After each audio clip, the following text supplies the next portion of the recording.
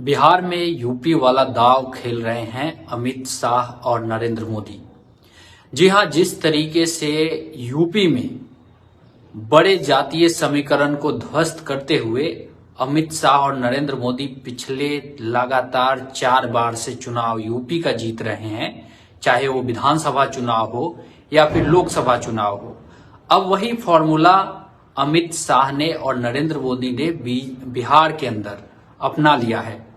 पूरा फॉर्मूला क्या है, पूरी डिटेल में आपको बताने जा रहा हूं। उससे पहले निवेदन है कि आप लोग इस वीडियो को लाइक जरूर कीजिए, इससे मुझे मदद मिलती है। और अब हम लोग बात कर लेते हैं कि आखिर कौन सा ऐसा चाल अमित शाह ने चला है जो कि एकदम यूपी जैसे नतीजे बिहार में बीजेपी को दे सकता है। अमित शाह ने अब ये प्लानिंग कर लिया है कि उनको यादव और मुस्लिम वोट नहीं चाहिए और यादव और मुस्लिमों के खिलाफ बिहार में बाकी जितनी जातियां हैं उनको खड़ा करना चाहते हैं, ठीक वैसे ही जैसा कि उन्होंने यूपी के चुनाव के समय किया था 2014 में, 2017 में, 2019 में और 2022 में। आप सभी को याद है कि अभी जो जातीय सर्वे आए हैं उसमें यादव की संख्या लगभग 15% और 14% के बीच दिखाई गई थी और मुसलमानों की संख्या लगभग 18% के आसपास दिखाई गई थी। अब इसको लेकर अमित शाह ने सीधा सीधा निशाना साधा है नीतीश कुमार पर और उन्होंने कहा है कि ये जो आंकड़े आए हैं इसमें अति पिछड़ों की आबादी कम करके दिखाई गई है, जानबूझ के ऐसा किया गया है।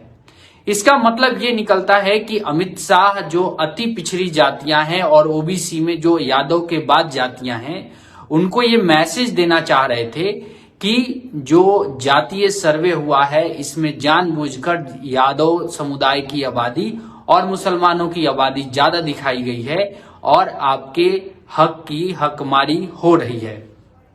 अमित शाह ने यहां तक कह दिया कि उनके जो केंद्रीय कैबिनेट में 27 ओबीसी मंत्री हैं जो कि लगभग 30% के आसपास बनता है अभी जो कैबिनेट का स्ट्रेंथ है।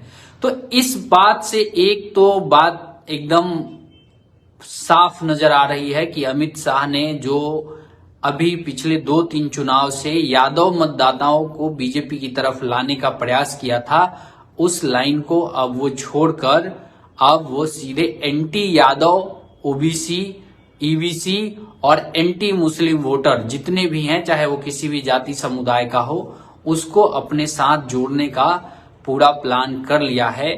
और ये प्लान वैसे कामयाब भी रहा है यूपी के अंदर। आप सभी को पता है कि यूपी के अंदर मुस्लिम और यादव कॉम्बिनेशन जैसे बिहार में है वैसे ही यूपी के अंदर भी है। अखिलेश यादव समुदाय से आते हैं जिनकी आबादी कम से कम 11 से 12% उत्तर प्रदेश के अंदर है और मुसलमानों की बात करें तो उनकी आबादी 20% बताई जाती है, लेकिन 20% से ज्यादा ही होगी यूपी के अंदर।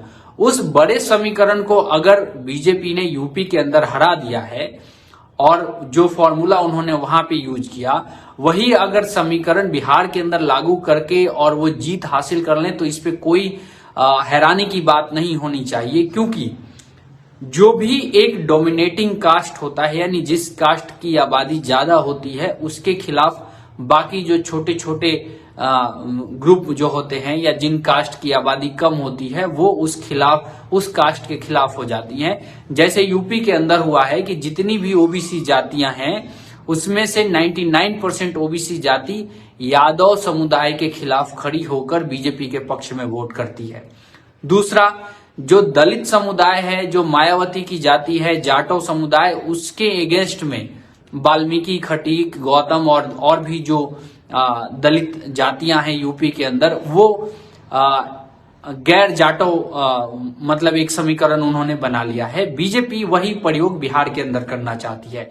यहाँ पे बीजेपी के लिए जो दलित मतदाता हैं उनके ऊपर बहुत ज्यादा मेहनत करने की जरूरत नहीं है, क्योंकि रामविलास पासवान की पार्टी जिसके पास अगर कहें कि दलितों का लगभग 40% वोट है बिहार के अंदर, लगभग पासवान बिरादरी का वोट बिहार में 6% के आसपास बताया जाता है और उसके अलावा जीतन राम मांझी पहले से ही बीजेपी के साथ हैं, तो उतना वोट तो ट्रांसफर होना तय है। 5% के आसपास रविदास वोटर हैं जो जाटव वोटर हैं, वो थोड़ा सा इधर उधर हो सकते हैं बिहार के अंदर।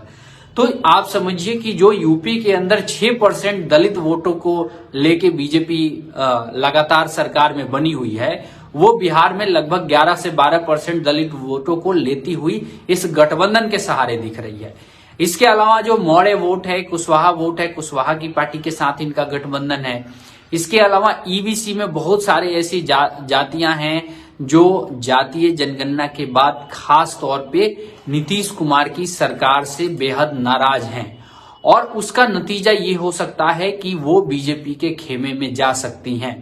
तो यहाँ पे जो प्लानिंग हुई है बीजेपी की तरफ से, एकदम एग्जैक्टली यूपी वाली प्लानिंग है। उनकी प्लानिंग है कि मुसलमान को छोड़ दो, यादव को छोड़ दो और रविदास को छोड़ दो। रविदास यानी जाटो, जो हम लोग के यहाँ बिहार में राम टाइटल लिखते हैं।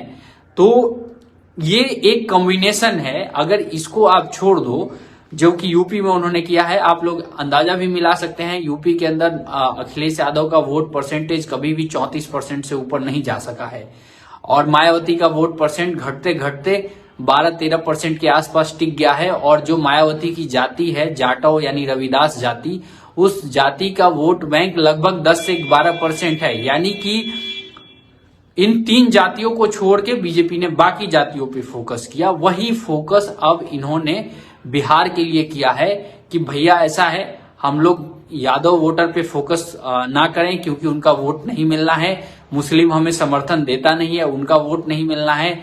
जाटव और रविदास जो वोटर है वो बिहार के अंदर उसकी संख्या भी कम है और वो वोट देता है तो दे, नहीं देता है तो नहीं दे, उससे कोई खास फर्क नहीं पड़ने वाला है। क्योंकि मेजर जो वोट शेयर है जो दलित वोटर का, वो बीजेपी के साथ गठबंधन में आता हुआ दिख रहा है।